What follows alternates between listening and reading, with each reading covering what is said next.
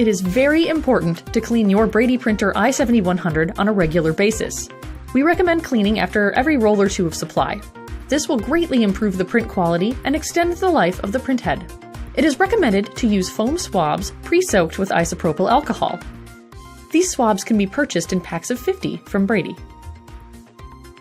First, remove your ribbon and labels.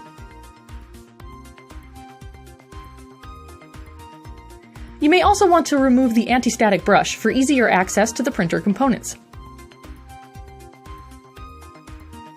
With the covers of the printer open and the print head also set to the open position, swab the leading silver edge of the print mechanism where adhesive buildup can occur, as well as the green print head surface underneath.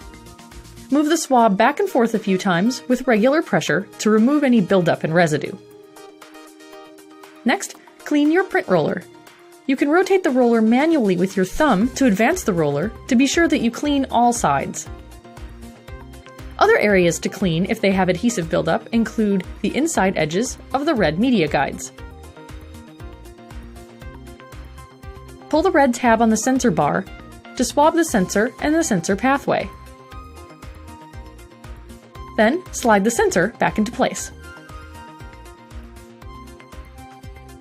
If you have a peel model printer, clean the pinch roller and the lower green rewind assist roller to remove adhesive buildup there as well.